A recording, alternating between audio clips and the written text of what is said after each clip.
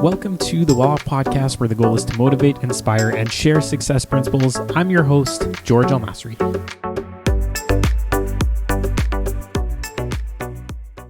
Hey everyone, Happy New Year. It's been a while. Took a little break, as you guys can probably tell, but we're back on the air now, and we have a bunch of new episodes coming up for you. Starting off with Alla, Ladygina, and Sharon and Caetano, who are representing the Canadian Real Estate Women's Association, which is a new group here in Canada, I guess. It's something that they are hoping will impact a lot of women. We did have a nice chat about how it feels to be sometimes the only woman in the room when it comes to some of these other investment clubs. So on this episode, we talked a little bit about their backgrounds. So Sharon and Alla's backgrounds, their childhoods, how they got interested in investing and started in that space as well, how they balance being moms, career women, and investors. And then we also touched a little bit on how the Canadian Real Estate Women's Association will benefit women all over Ontario and hopefully all over Canada.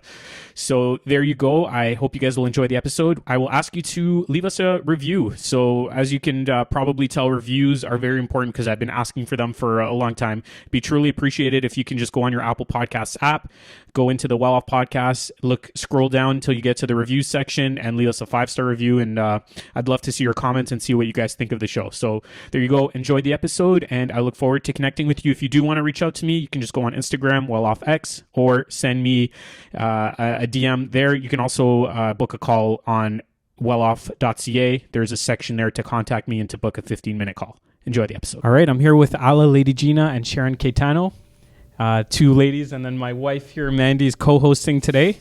So we'll see how things go. We had a good start with talking about not looking fat in front of the camera. You look great, George. You look great.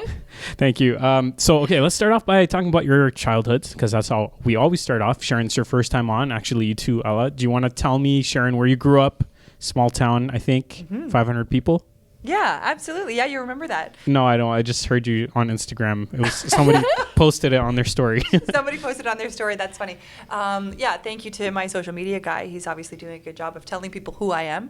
I did grow up in Northern Ontario, a small town of 500 people on Manitoulin Island. Oh, beautiful. Cool. So for me, that is just a bit of I guess people would say down to earth is the common term that people use. But when you pass everybody you know and you wave at their vehicle and you stop on the street and help people and carry groceries and whatever it is that your neighbor needs, that just carries forward into who I am now. So definitely where you grow up is a huge part of where you are now, both positive and negative.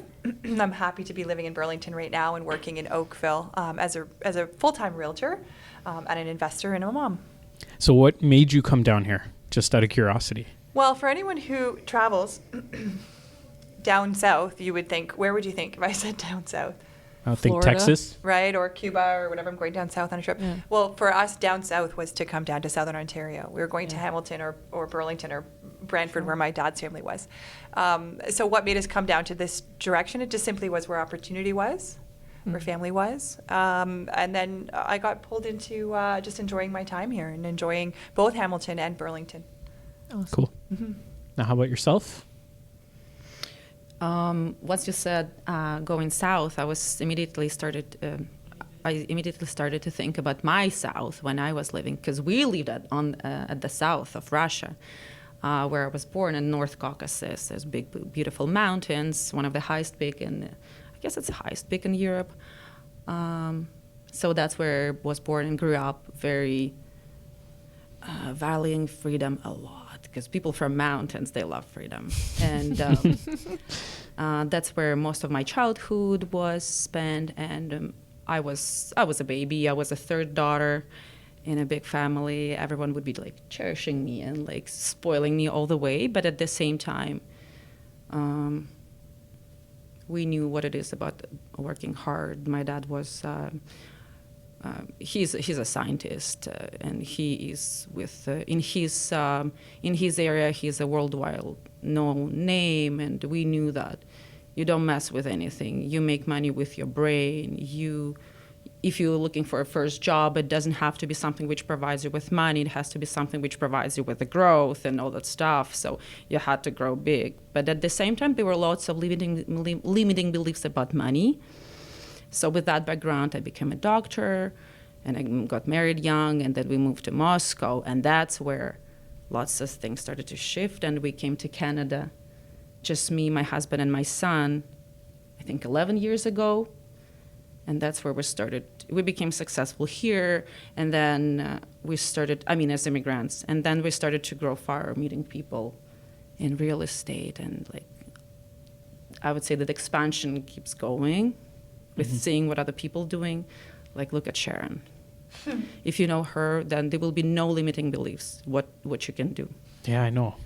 Sharon's accomplished some pretty crazy physical things and big business and all sorts of things. So let's talk a little bit about that. And Mandy, if you feel like jumping in at any point, just feel free to. No problem, I will. I want to jump in because you're co-hosting with your wife for the second time. Yeah. So this is pretty exciting. I know we're going to talk about the issues maybe relating to female real estate investing or the role of women in real estate. I don't know. It's not the Sharon Caetano show. Yeah. No, go ahead. Take over. I'd love to. I don't know you well, and I'd love to know how you're involved in this and how you support George and work with George. I'd hate to think that you're sitting there. I work in a partnership that is a male-female partnership. Yeah. I'm disgusted that everyone thinks I'm his wife. And although you are, and that's fabulous, it's okay. but I want to know your role Yeah. in your partnership. I think it's important. It's actually interesting because, so I don't know if anybody knows, well, most people know this, but we just had our son maybe just over a year ago, I would say. And I went through a little phase where I was very much like, oh my gosh, I'm not doing anything. I'm not contributing to anything. I'm just a mom. I'm at home. I'm just watching the baby. And George really had to have a chat with me and say, you know what, right at this phase of our lives right now, yes, you feel like you're doing that. But really you're supporting our family and our growth because people don't know this necessarily, but George handles most of the investment side. And then I deal with the real estate sales because I love that. And I'm really good at doing what I do. So you're a full-time realtor. I am a just full-time for the realtor. people that are listening. Yep. Full-time realtor and Yeah. mom. And Yeah. mom. Yeah. Yep. And lots of other titles to go with that. But so I didn't actually recognize those contributions. As we often don't. We don't place a high value on ourselves. Right. And we appreciate George George, for being yeah. there, for being there, I and feel like I need to do a reminding little- Mandy how important is that job. Yeah. Just a mom should be crossed off. That's Yeah, great. exactly. Just a mom. Like, what do you mean? Yeah. You're Yeah. producing a second generation of successful investors, or whoever And your son decides to be. see it in the relationship that our son has. Like he's so attached to her, and there's nothing I would ever be able to do to get that kind of relationship, right? So, But yeah. he's, I was just about to say, because you both have pretty large families and you're amazing, accomplished mothers and business owners in your own right. So it's very cool. I'm very curious to hear how the rest of today goes. And just to kind of answer your learning a lot. question, so we've kind of separated our tasks. Like Mandy said, I'm handling more of the investment stuff. So I used to sell real estate, and I've pushed away from that a little bit. Mandy's taking on that role of producing for our family so that we can put food on the table, and I'm building our long-term wealth. And that's what we both enjoy doing. We're good at it, and we've... But it's funny because when we first started dating, George would take me to properties that he was curious. These were dates. He would just bring me to a bunch of places. We started out in Hamilton, and we would walk into some real interesting He homes. said, I want to buy this so Lots of badly. potential. And I was Because it like, was okay, dumb. yeah, exactly. Yeah. But he opened my eyes to the different strategies and how many different ways you can invest in real estate. I mean, I'm sure you might And the speak to that potential, yourselves. yeah. Absolutely. And well, I don't know, I think on one of our first dates, he bought me the Bible, the Rich Dad, Poor Dad. Okay. And Well, so thank you. changed Thank everything. you for making sure we heard you too, because Yeah. I do think it's so important, and we can often get lost. Not that you meant to do that, but I think we can also Yeah. often, and I feel that in my dynamic, that you can get lost in a partnership that it's like, well, hang on a second, what is the value that you bring as well? For And sure. I know that's so significant. So Yeah. yeah, thank you. So let's turn it back to you guys and tell us how you became investors, because I know you're both investors. I think, Sharon, for you, your journey was a little bit different from my understanding, but just tell us a bit about your story. Yeah, so I think it's important to know as well that I am a mix of both of you. Because I am single and I am someone who is responsible. If there is a partnership dynamic, it's amazing that you are. But I'm responsible for having my foot in both worlds, and then the mom world, and I need about eight. Like, you're covering a lot of different aspects of life as an individual. So I think it's important to know that most realtors that actively work in real estate become investors fairly quickly, or they should, in my opinion. Many don't, actually. Yeah, I probably shouldn't say that. most don't, I would say. Yeah, most don't. Which again, I'm sort of kind of almost talking out loud here. It's ridiculous somewhat that they don't. When they're exposed to the market, they're exposed to the best opportunities, and they're exposed to the best mortgage brokers to be able to get the best deals. And our job is designed around connecting with all of these individuals. So it is natural for anyone that likes to take action, which I do, that just segues into real estate. Yep. So it didn't take me long. I started working in real estate in 2017. That in itself was a really interesting journey because I, like you said, Mandy, I've owned businesses since I was 21. My first business was 21 years old, and I started a women's gym. My background is in rehab and rehabilitation. Physical bodies, I was always interested in our physical structure and physiology. And ultimately ended up from rehab realizing, okay, I do want more independence than this industry allows, than these clinics and this repetition allows. So I went from running a gym for many years to being a mom. And I couldn't just sit still. I've always needed a little bit of extra, so I've always run businesses on the side, and I won't get into all of them by any means. But ultimately, I was somewhat headhunted, I would say. Someone who saw me and said, oh, wow, you are pretty neat, or whatever. I'm not going to say what they thought. They thought enough of me that they said, you should become a realtor. Mm. And I said, I hadn't thought of it, and I have 4 children, and I'm at home, and it just wasn't on the potential. I didn't see that for me. I didn't have that vision. I wasn't looking for that vision. So finally she said, please become a realtor. I will pay for your courses. And I have to give her so much credit for having seen that. And I think now I've seen that multiple times in other people, and I've done the same, and I've paid that forward. Mm-hmm. And I have paid for others to get their license as well. I'm not going to pretend, I'm not going to put that out. Well, actually put that out there. I will. If I see potential in someone, I will invest in them. Yeah. And there was no reason, and I haven't seen a financial return on that. I saw someone who was in my situation, and I chose to pay that forward. So long story short, I'm a realtor because of someone else seeing vision in me and seeing potential in me. So I'd like to make sure I always give her credit. And then it wasn't long after that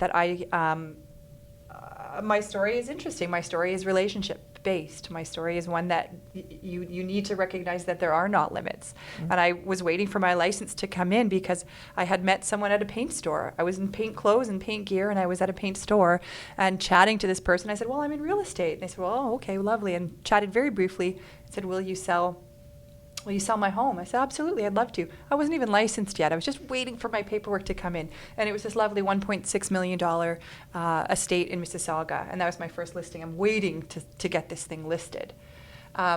But the point is, these relationships are how I have built and invested my first investment. There is an end to this story that you think I'm rambling on. In the same way as I've listed this property, not much later, I had someone cross my path. Wow, we've connected. It was amazing. Will you come up and sell my 10-acre property up in Caledon?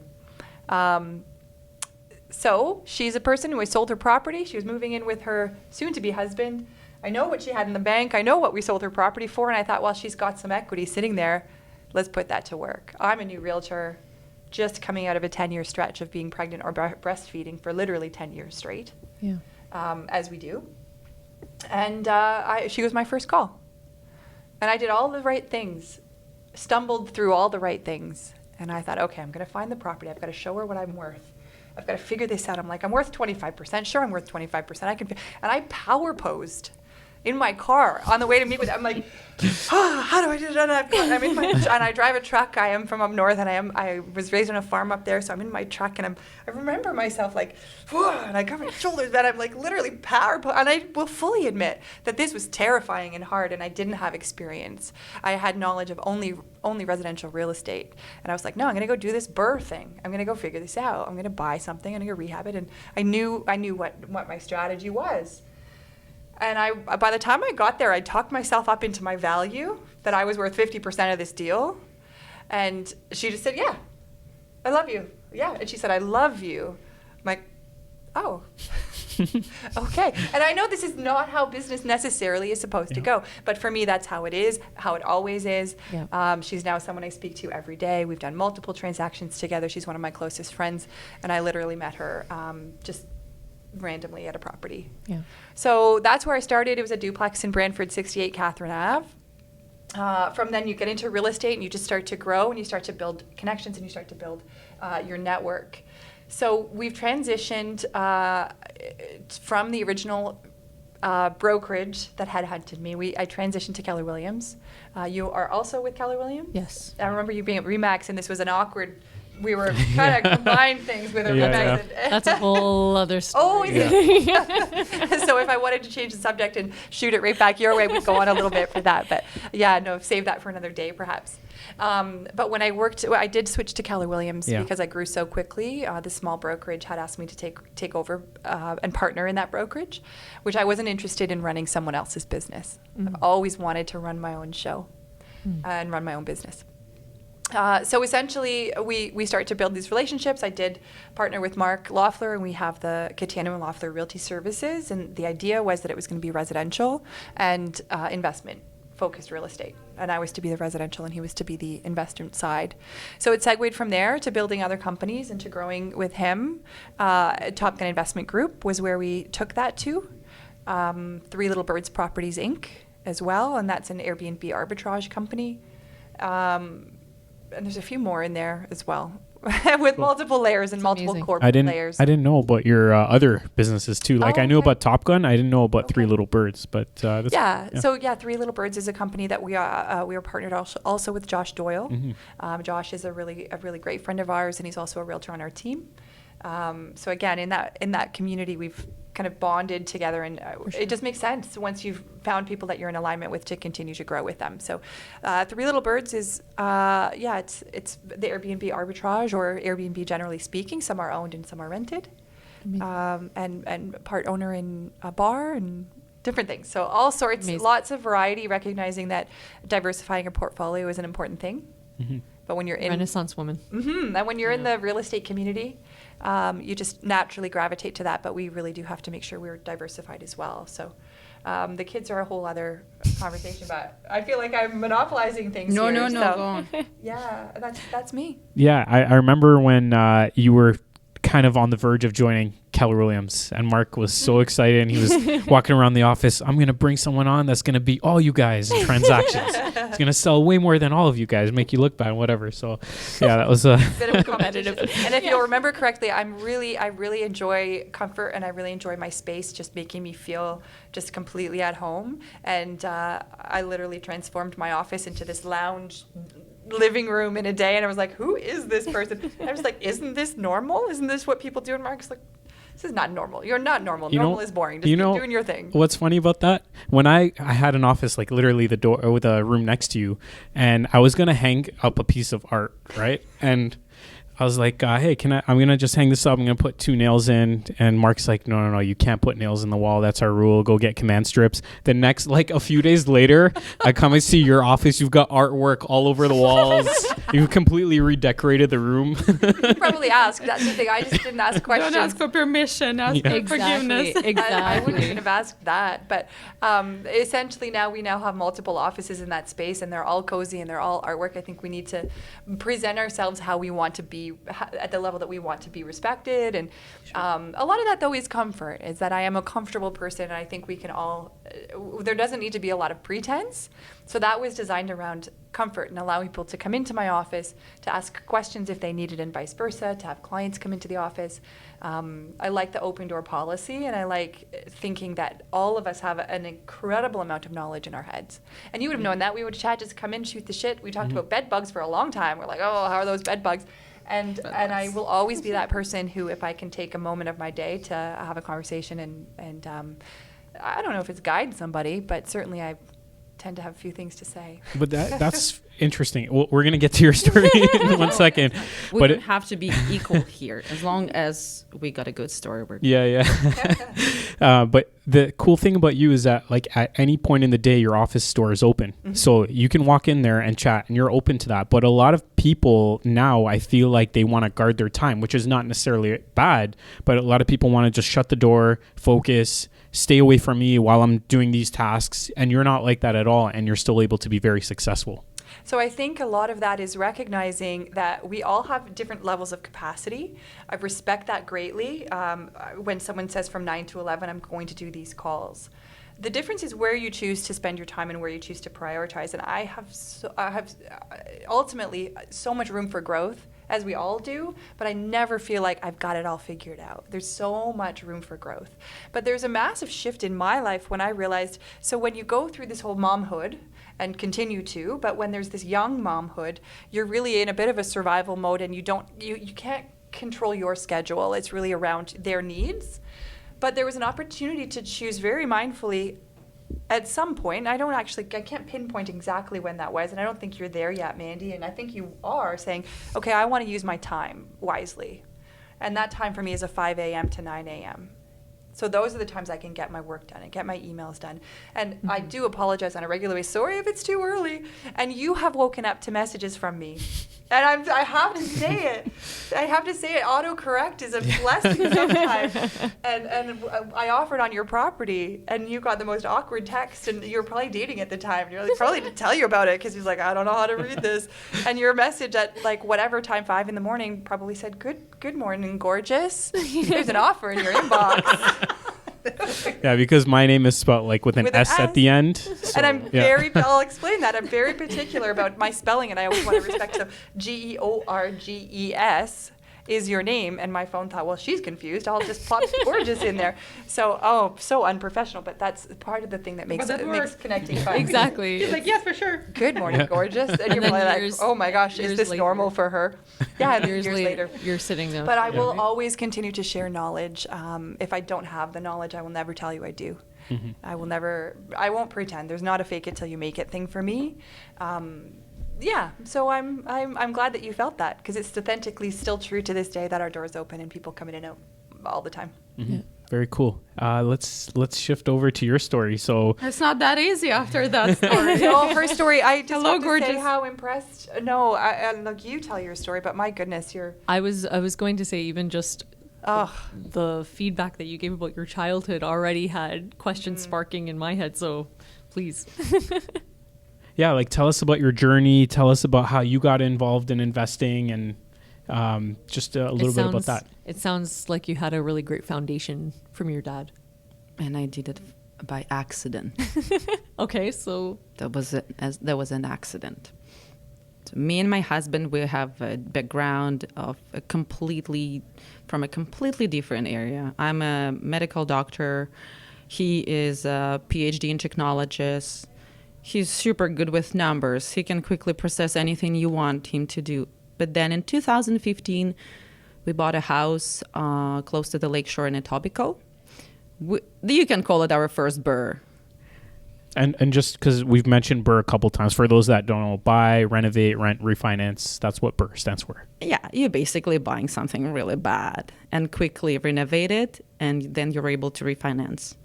Except we didn't know that you can quickly refinance. So we thought that we were building our home because we were recent, I could say, immigrants, because I believe that we got our citizenship while living there in that house. So during the day, I would be working on getting my dream job, which was public health. And he was working as a very high-tech, like IT guy, whatever that is. But during the night, we would be fixing that house with our own hands because we didn't have any money laying around or anything. And then I found my dream job, and that was very far away, where we didn't want to move necessarily, and we didn't want to sell this house. So what we did with a new salary of mine, which I just got because I had to graduate from the university here, with that salary, we were able to buy another residential house, and we wanted to move there because we were thinking about having another child, and driving would be too far. So we bought that house, moved there, but we didn't want to sell the lake house, as we call it, because it's still have good 10 minutes from the lake, but it was in Toronto, and it was close to the lake. We still keep that property. We didn't want to sell it, so we didn't. So we got second property. We lived there, close to my new job where I was pregnant, and we kept that one. That's where we learned all the landlordship, all the tax benefits, all the refinancing mechanism that you can use, and all that stuff we just learned by doing. While I'm still in my public health mode, he's in his IT mode. And then I don't remember what was the year, but then a great agent, I think, not Sharon, but another one, very smart one. Not Mandy, but another Unfortunately, not at that point. Not Yeah, George. but the agent said, like, you can totally refinance that one and buy your next one. And we said, what are you talking about? No one has 3 houses. Like regular people, they do, like, what do you mean? Is it kind of fraud? She's like, no, you have your income, which renters are paying, your expenses on your other property. You have lots of equity there.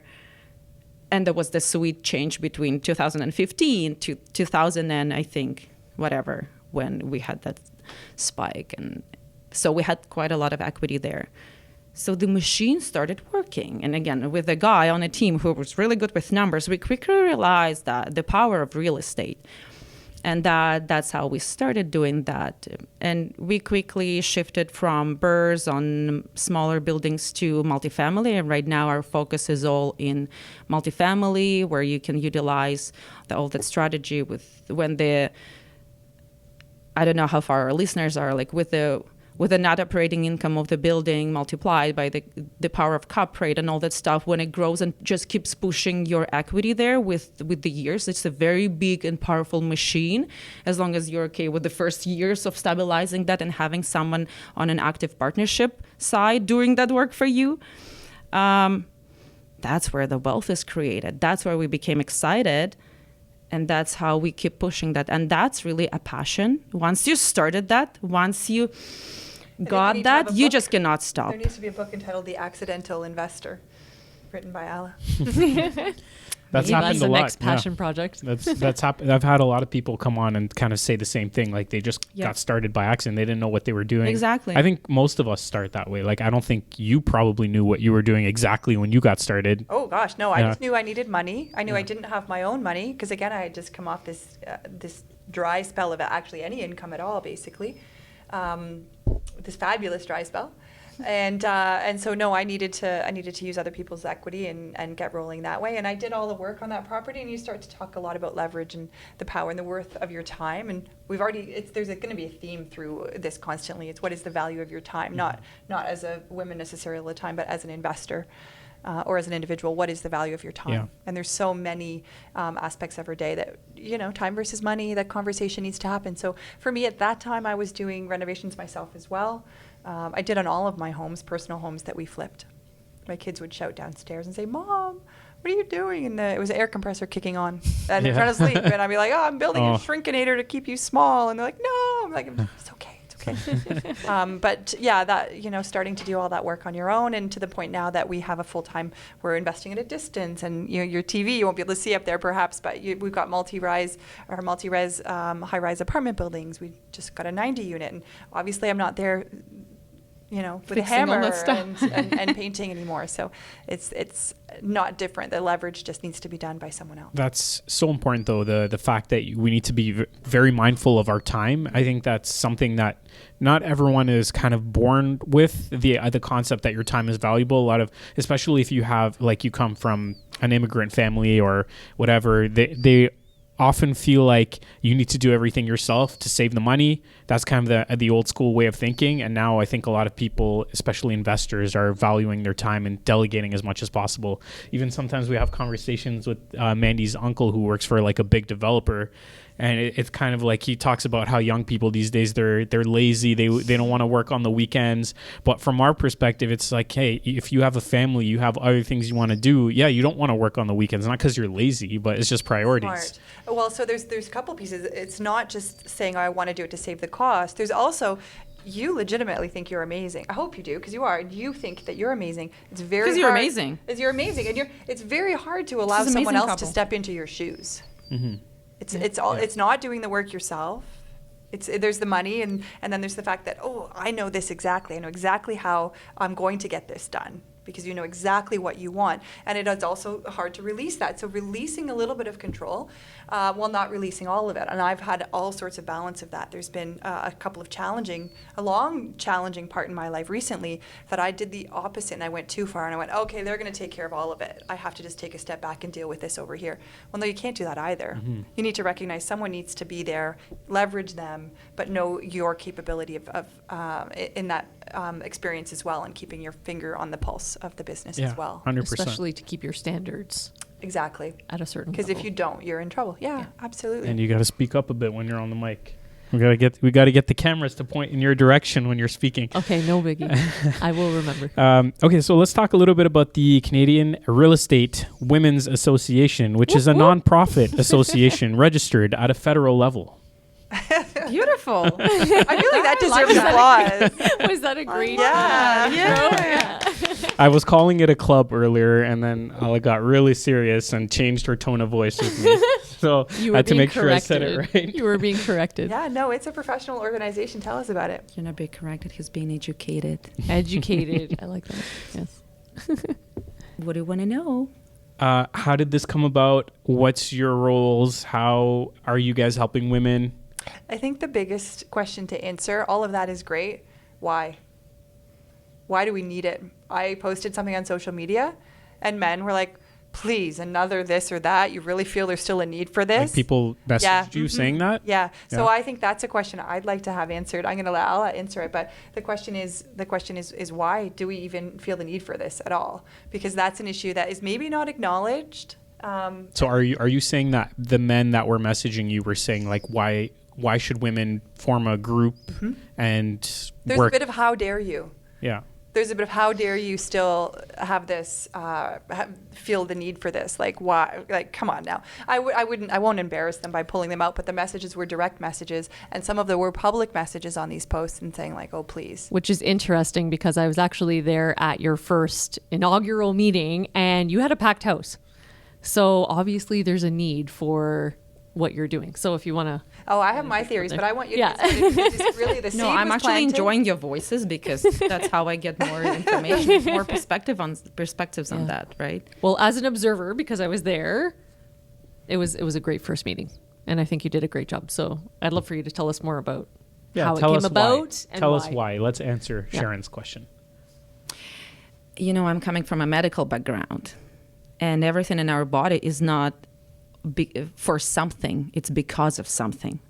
So even though I know that you want to know why, maybe Sharon from business background can answer that question, because in business we do something why, because we have a demand, this and that. But in our body, all those processes, every single dot on your body is not why, it's because of. So we do have this because there is so many women who want to be included, and will it be real estate field, or maybe that's another community of like-minded people. They want to be included in that success. The feeling of belonging is huge for your success. You don't have to be a lonely wolf in this. On the contrary, you have to leverage. You have to leverage that feeling of success that so many other women are already doing in real estate. And if you're still thinking that you're the only woman in the room, you're not the only one anymore. Maybe 10 years ago you were, but by now in Canada, we already have so many successful women that you may want to learn about their success before you think that being a woman is still your barrier. Do I want to say that women and men are already equal? No, they're not. Just because, again, women themselves, they have lots of limiting beliefs. There is still lots of stigma, but our focus is not going to be on stigma. Our focus is not going to be on barriers. Our focus is on showing, look at Sharon. You can be like Sharon.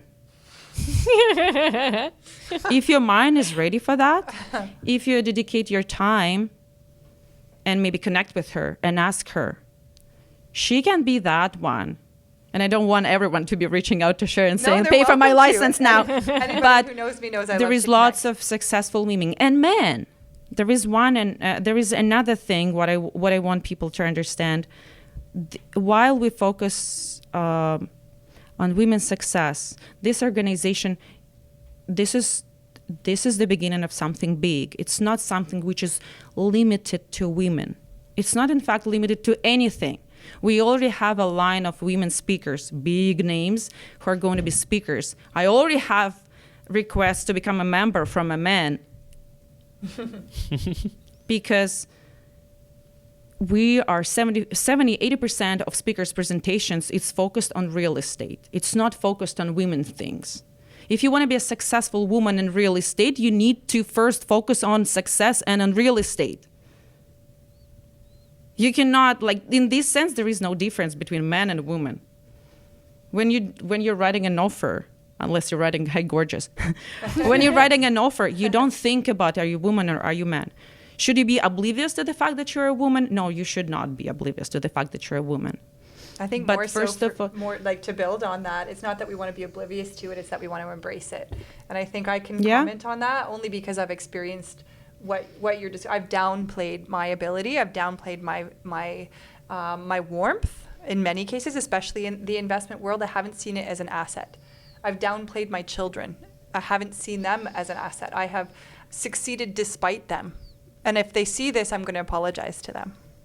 I am apologizing to them a lot, actually, because I'm recognizing that they are a support to me, and I'm doing these things because of them and with them, not despite them, not because I've got these burdens. No. And they are in the boardroom or in the investment world, we don't often build ourselves up as, like, how can you connect to those tenants? How can you connect to other people? What is our value add?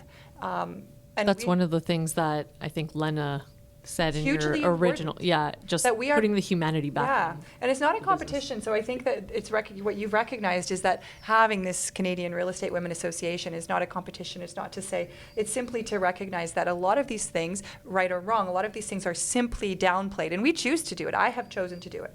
And I'm not going to choose to do that anymore because I've been able, luckily, thankfully, been able to be made aware that the fact that what we are as women is strong and has so much value to this investing journey.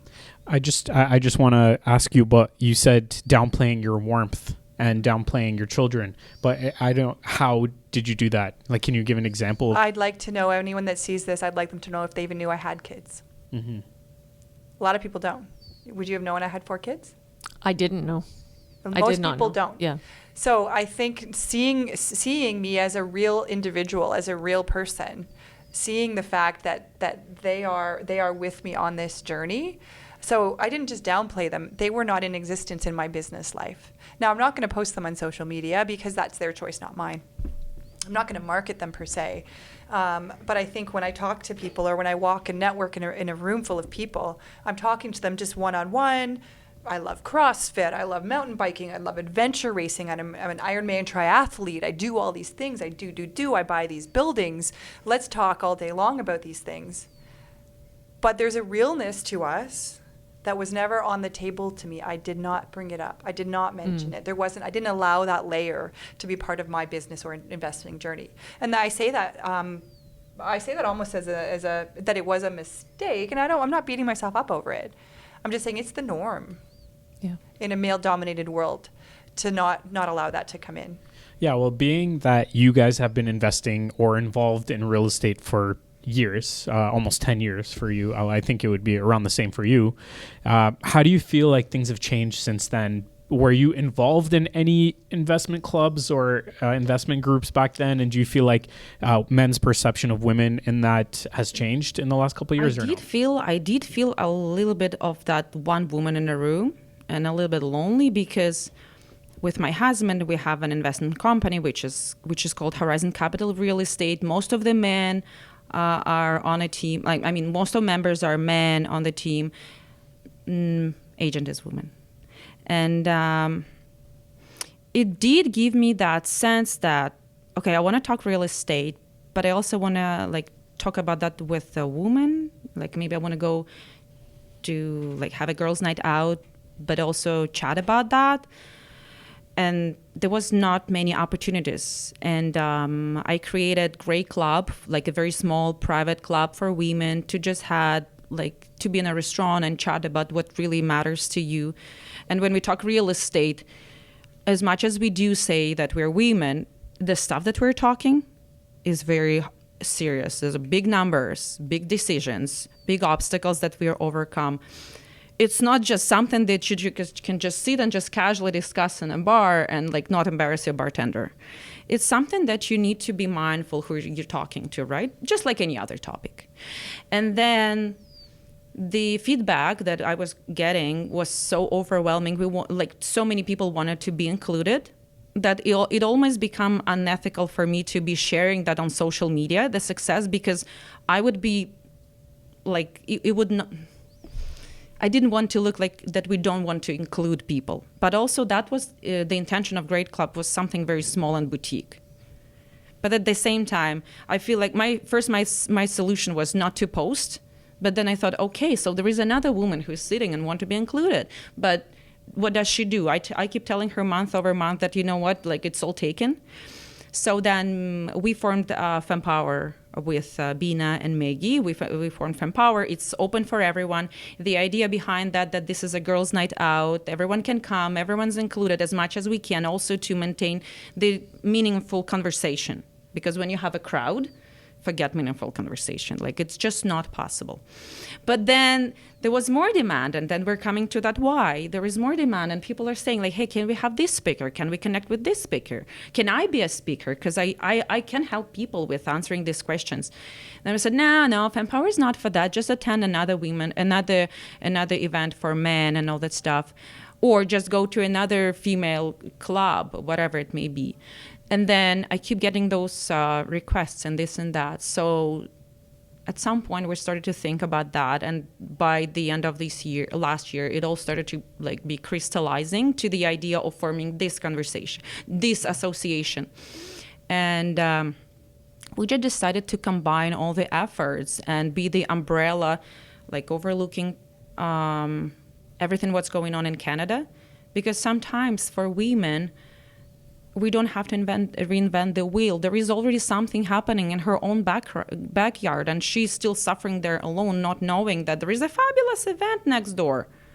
Mm-hmm. I think to answer your question as well, George, is that there is, from 10 years ago to now, there is still a dynamic there. There is still a bit of a power struggle there. And there may be women that choose to disagree, and that's fine. I can only share from my own experience that there is an imbalance. There is an imbalance. I was going to say, I think that there's also a fear of speaking up in a room that may be dominated a little bit by men about asking questions or sharing an experience, whereas I feel that women that are in a group together are more likely to speak up and share their stories or ask a question that might seem silly to somebody else, right? Yeah. And I think you had that feedback from your first meeting always just by itself. Yeah. After the first little bit and say, can I just say I'm so happy to feel like I can share here. Yeah. So that was really neat. We're in a room full of investors, successful investors. For sure. And that was the feedback. So yeah, there's still a purpose for it. There's still a disconnect. I'm not going to say there's a disrespect from some. There is. And I can just give you one example. We were, I know we would trade stocks together and we'd be in some options trading groups together, George. And there was an event in Toronto, Christmas, maybe a full year ago, perhaps. Full year ago for sure. It's December 3rd, actually, was the date. And I sat next to a man on my right named Frank, and I sat next to my business partner, Mark, on my left, and it was a round table. And I would say it took a few hours for Frank to finally say, oh, are you an investor as well? And he talked over me the entire dinner. Yeah. And I'm okay with that because I'm used to that. And I don't need to prove I don't need to prove anything. I'm okay. And so I was able to turn to him because that day, December 3rd, was the day we firmed up on 2 apartment buildings that were going to then close on February 14th, which I could just casually say, yeah, actually, we just... Okay, so hold on. Being the only man in this room, I can say that possibly that man was maybe intimidated to speak to you as a woman. I like that. Yeah, so I like a little I would agree controversial with conversation. yeah, because he might just have been shy or nervous to talk to you or whatever. Like, there's a woman next to me. I'm gonna and just. That's also excellent point that you're talking about. I love that That's why every man ever, I don't care what's the sex, what's the gender, if I ever get that request, you're always welcome. And everyone on the team know, because we did have that trouble a little bit with the requests with members and whatever, from men or from speakers. And people on our team that had that question, like, oh, no, but he's a man. We don't, like, we're running for women. Like, no, wait. if there is a man who's genuinely want to be in a room of women, you can come, and that's actually can be a really great experiment-ish kind of thing. How do you feel? If you think that women should feel like, what's wrong with it? Like, no one's like even thinking that you're a woman, or like whatever. Just come to the room and test yourself. How do you feel? I love that perspective, though. As Alla's talking, I can sit here and kind of contemplate what you're saying. And I guess that puts the responsibility on all of us to simply ask the questions. And perhaps I was just sitting there going, you know, he's anticipating this or that. So I love that because, yeah, I can reflect back on that and wonder what was my role in that. I don't feel the need to necessarily share my journey. It's not something that I want to arrogantly say, oh, I've done this or I've done that, so I'm perhaps quieter about it. I'm happy to always share if someone calls me and asks me or wants to have a conversation about it. So that's very interesting. But what was awesome about that is that there was a light bulb that went off for him, that the questions then started to come. As soon as he thought, okay, wow, she isn't just a bimbo in a sparkly dress. But I was in a tiny little sparkly dress. That was your interpretation of his thoughts. You were assuming that's what he was thinking, but that may not be the case. Yeah, there's a movie, and I've got to come up with it. Assumption is the mother of all. What's that movie? You know what? I also can add to I'm not that. gonna swear That, on for your example, podcast. whatever you say as a man, I totally may agree. But I have to say that I'm very, like, my level of confidence, probably no one can shake it. Mm-hmm. And I know that I'm very strong and I'm very confident. Sometimes maybe people think that I'm over, but I know that's how I am. But then when I started to talk to women who are real estate investors, like what they do is phenomenal. And I see that their level of confidence can be higher. Let me say it that way. I want them to understand that, you know what, like, be with other groups, with other women of like very high level of confidence. Because when I talk to men, I forgot that he's a man and I'm not. Like, I don't care, especially when we're talking, like when we are in the workflow, we don't care. If you show me the ROI, like, we all don't care. We're very respective, like, and all that stuff.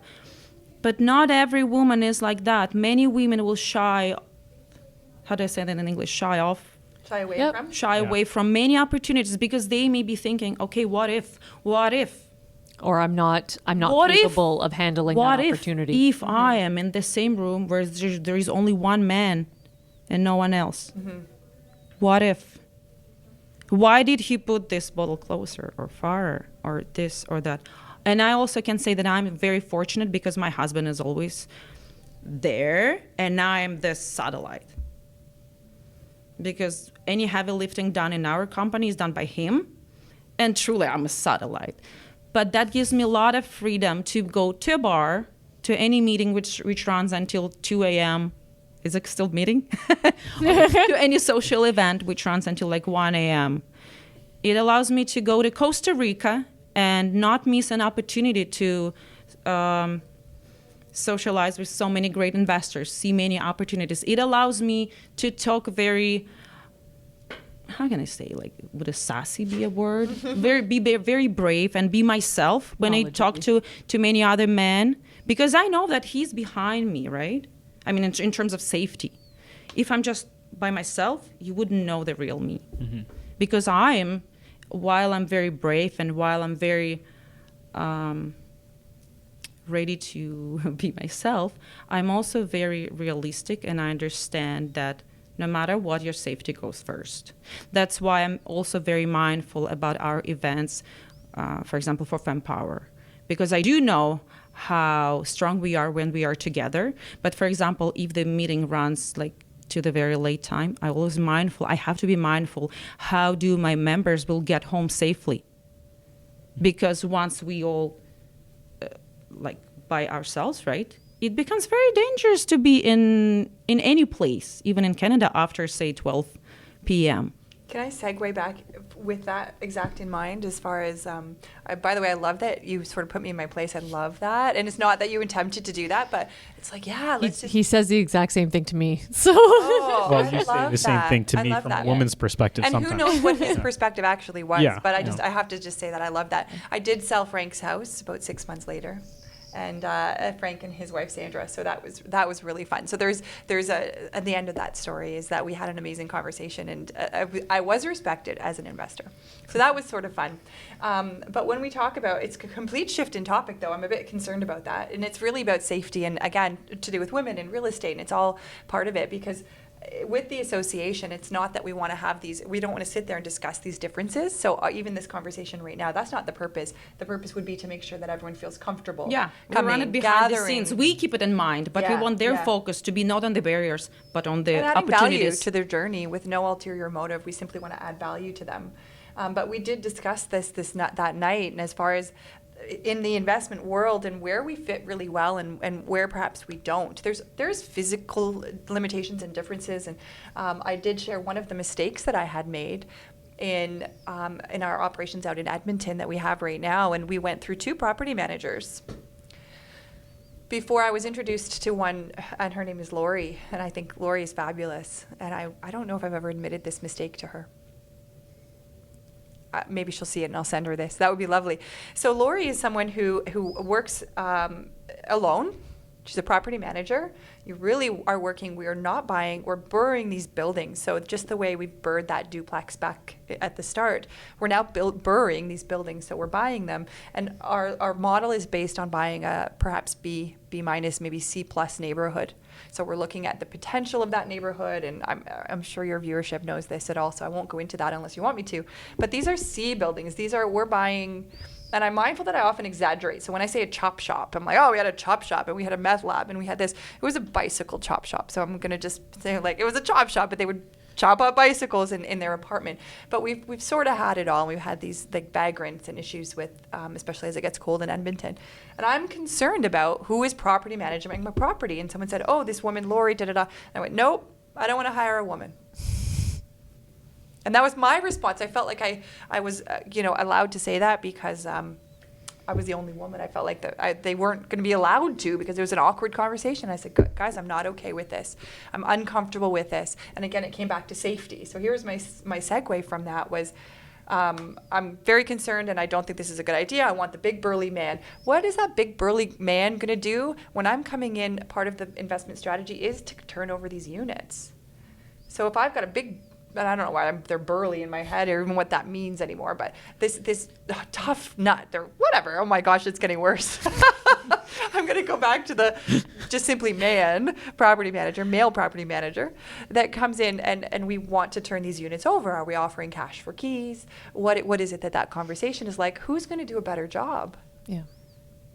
And now I'm completely singing her praises, and it's the complete opposite of what my instinct said, going, no, we got to protect. So I'd like to know that, I'd like to say now we're giving the opportunity to Lori. She's amazing. She switched property management companies. We immediately said, we're going to, because her value is so significantly high for me.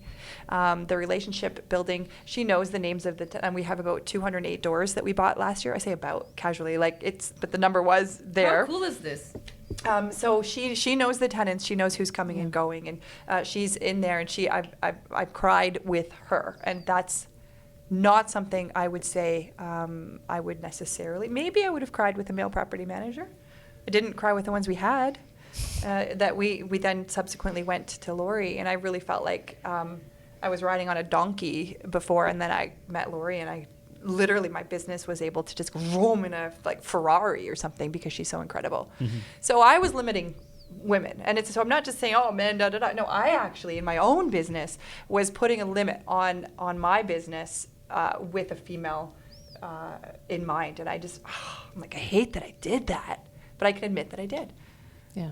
And thankfully was convinced. I can't remember who it was. I think it was the individual out in Edmonton who had recommended her, said, no, trust me, she's amazing, and she is.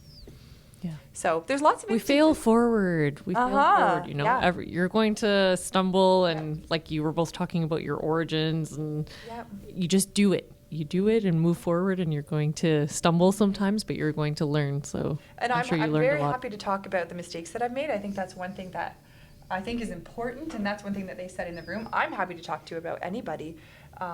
Is that a male thing? I don't know. I've got 3 beautiful boys at home. I would hope that my boys are going to say, that was really tough. you know, that was hard, and this sucked, and this was amazing, but like that's willing to share that balance. And so it's not a woohoo girl power. It's very much like, okay, let's just create a comfortable environment. And if there's many men out there that are willing to allow that comfortable environment, let's rock. Let's do it.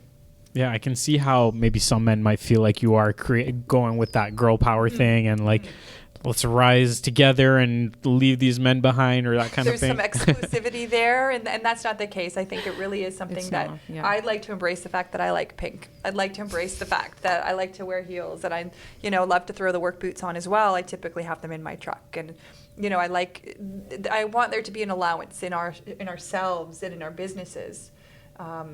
That allow for us to be female, and the strength that brings with it. Man, we're strong. Sure. Really, I was almost going to swear on that one, and I didn't. That. Yeah, thank you. Mandy, is there anything you want to add or ask or discuss? How did you two connect? I don't remember. Have you known each other? So A a long year time? ago, she interviewed me, and I don't like seeing myself on camera. Okay. I don't. This speaking about confidence. Because do you know what it is? I just put it and go.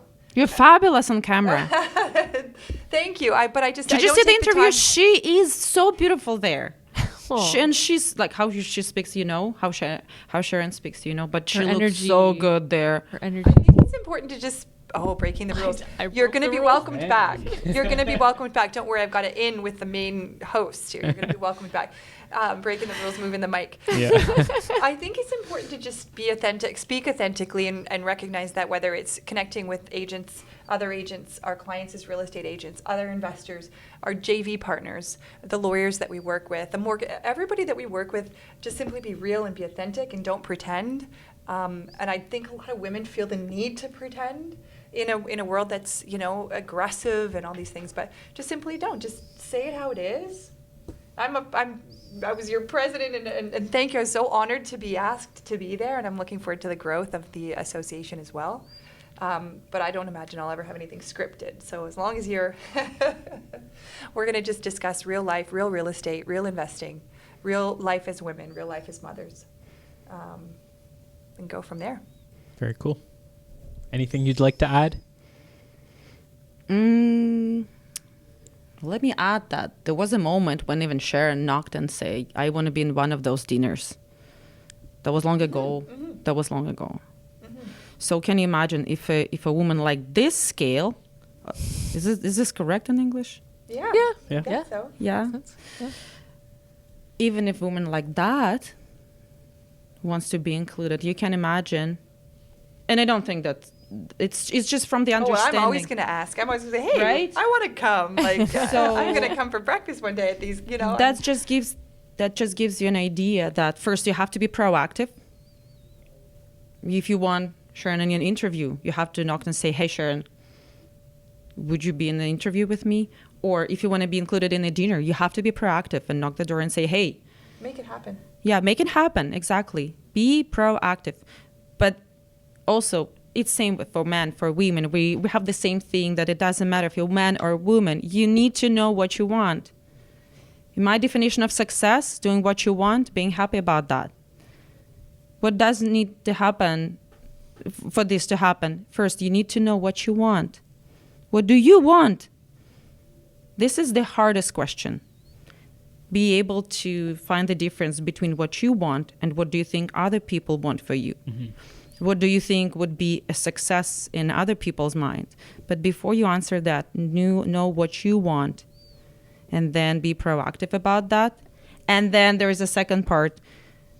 Know how to be happy. Happiness doesn't come from joining a group or having in real estate or whatever it may be. Happiness is a skill. It is a skill that you need to train just like any other skill. I don't know why I'm going all this deep, but I sometimes love to go deeper to be able to achieve your goal faster. That way, nothing can really move you from your path. That's also maybe where my confidence is coming from. But you need to know what you want. You need to reassess your goals. How do you get to there? Every, 90 days? You need to know what you want, and you need to learn how to be happy about that. If you don't know how to be happy about, you can reach your goal and still not be happy. So that would be my vision for this group, that women learn what you want, learn how to reassess all the time what they want, and they know how to be happy about that.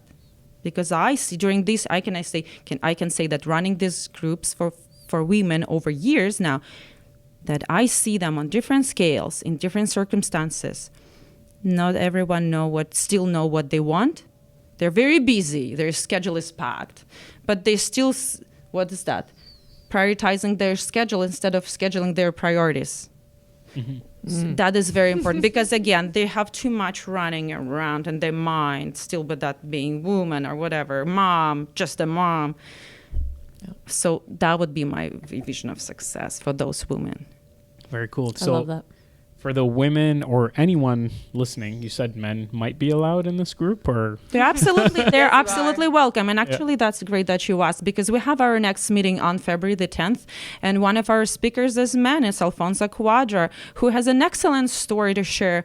And we have lots of exclusive stories because that's the nature of the group. You may heard lots of presentations from the speakers like Dahlia, but you probably saw lots of presentations about Dahlia, but I know Dahlia Barsoom from Streetwise Mortgages. But the presentation she did for us last month, it's an exclusive presentation. You would never ever heard that story yet.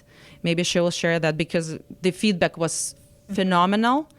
Yeah. So Alfonso is gonna do kind of the same thing, and other stories were also great. I'm just naming a few names.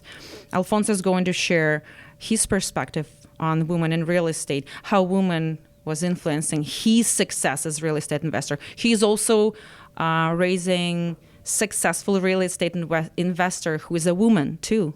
If you know Talia, so she's doing amazing things too. So it's all interconnected. You cannot talk about women's success in real estate without including a man, because men are like 50% of our success, just like we are. It's a big picture with lots of puzzles in it, and you cannot, once you try to pull them different sides, men, women, you're losing the picture. So anytime, and even if you're LGBTQ, whatever, shoot us a message. I'm sure that we'll find a space for you. And also another important message we always want to share, that we consider the cost of attendance of our events one of the, I would say, the most competitive on the whole market of real estate. That we do that on purpose. But if for someone the cost of attending of one of our meetings is the only one issue that keeps you from entering the room, connect with me, connect with our team. We'll find a way. So how do people connect with you, or what's the best place for someone to find out more about your Canadian Real Estate Women's Association, nonprofit association registered at a federal level? Yeah, so you can call it crewa if you want to save time. You can call it the association. The best and easiest way, I think, is just to go on Instagram or to Facebook. Just shoot a message on Instagram. You can also send us an email at info@crewa.ca, and you will definitely get all answers to all the questions that you have. I don't feel like you can always send something to myself. I'm on Instagram, and Sharon probably will never decline any requests either to all the information. We do our best genuinely to help all women to feel included.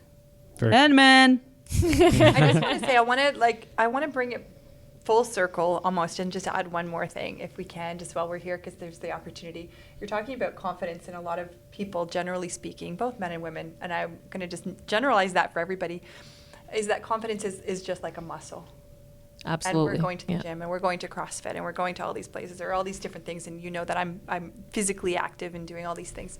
But it's just confidence, and building our confidence and comfort with things is just it just strengthens with use. Keep using it. But we have a responsibility. So we talked at the very beginning, we introduced ourselves, and you talked about your role as a mom and what have you. I think one of the most important things I'd like to kind of just finish with, and then I will actually stop talking, is that we have a responsibility to build the next generation of investors and the next generation of women. So I think there's a big part of that strength that's going to be passed on. That was the only other little piece. I'm raising 4 beautiful, beautiful little people. That's a really important part of this journey for me, is gaining the skills, and gaining the generational wealth And we have a huge role to play in how they connect with it. Because like you said, who has the relationship? The strong bond right now is Mandy. So the role of yourself, Mandy, as an investor with George is to say, okay, how are we going to integrate this into our family more?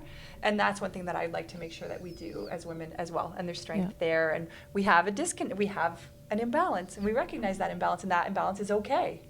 But we have a huge role there. Yeah. Awesome. Guys, thank you. Or ladies, thank you for joining. That's okay. We're good with guys. I love it. Yeah. Thank you thanks so for much. coming This was by and for awesome. sharing your story and telling us about the association. And we'll include all the information in the show notes so people can reach out. Awesome. Thanks for Thank having you. us, guys. Thanks for listening to this episode. Your support is truly appreciated. And if you can share this with a friend or family member that might benefit from the information, remember our goal is to motivate and inspire others to take action and to build wealth and to become well off. Enjoy the rest of your day.